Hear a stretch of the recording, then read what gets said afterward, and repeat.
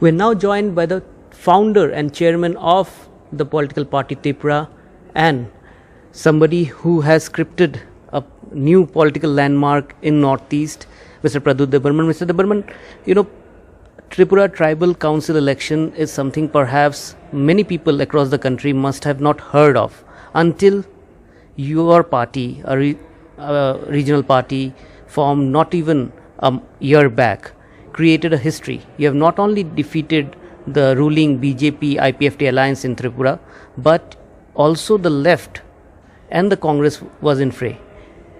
How were you able to do this, because this was not an easy task? Well, I've been telling all my friends that it is possible to win and create a third space if we remain clear, because I'm not left and I'm also not extreme right.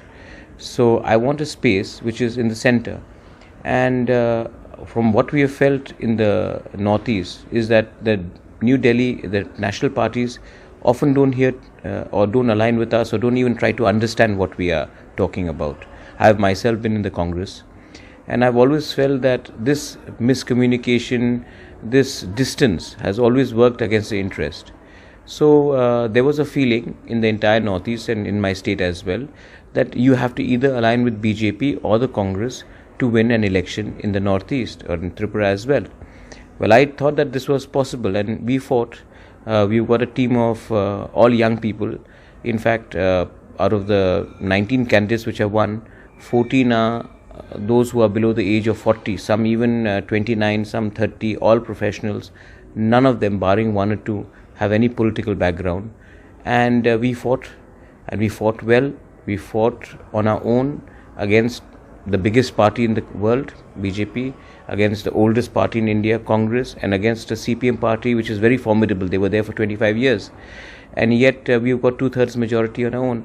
So I think it says something about, to all our brothers and sisters from Northeast, if we, the indigenous people of Northeast, unite on issues which are common to us, like Citizenship Amendment Act, National Register Charter, the plight of the tribals, especially in parts of Tripura, the Tiprasa people, then we can send a message to New Delhi that don't take us lightly.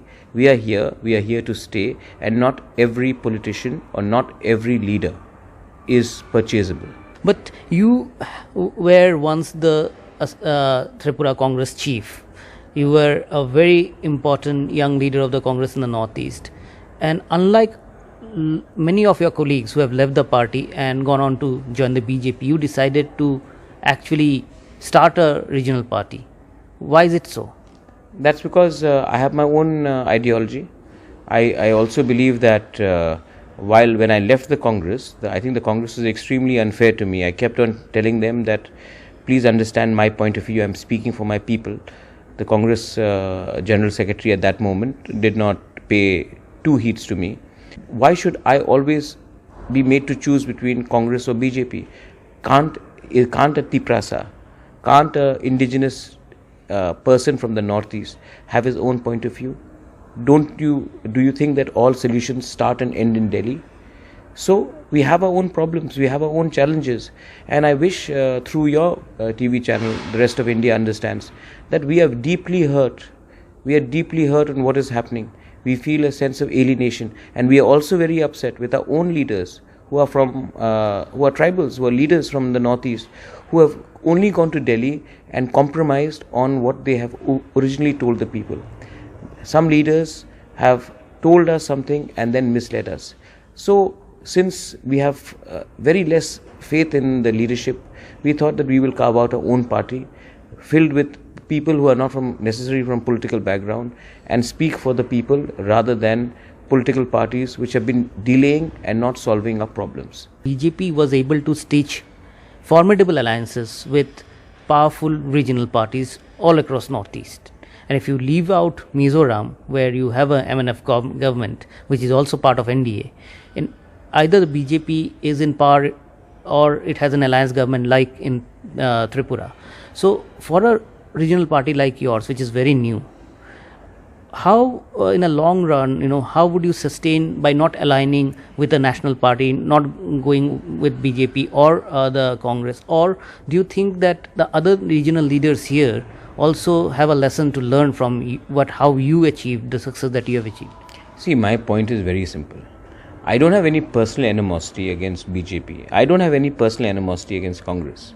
I met the Home Minister of India more than a couple of occasions. I have friends in the BJP, my family members in the BJP. I still hold Rahul Gandhi and Priyanka Gandhi personally very high in a personal capacity. So they are not my enemies. My point is, I have an agenda, I have an issue, I have a problem. I'm going and asking them to please look into that. If you solve our problem of our people, then we can talk about alliance. But when I go with my problem to Delhi, whether it is a demand of more autonomy, whether it is inner line permit, whether it is revocation of Citizenship Amendment Act in our region, and when I go there and the leaders say, nahi, hum log cabinet ke bare baat karenge, we will talk about post, we will talk about election. Certain things are more than elections. I want New Delhi. When we go to New Delhi, I am not going there to negotiate for my personal position. I don't want to be an MP, I don't want to be a cabinet minister. I want the problem of my people solved first. Because if you stitch up an alliance, whether it is Congress, BJP, anybody, and you come back and when the people ask you, on what grounds did you do your alliance? Can I go up to my people and say, I did it because I was offered a plum post or I was offered a briefcase? I have to go and I'm answerable to my people. And the people, that's why have chosen TIPRA, my party, our party, because they know that this is the only party which did not do any alliances on the basis of seat sharing, finance or on personal position.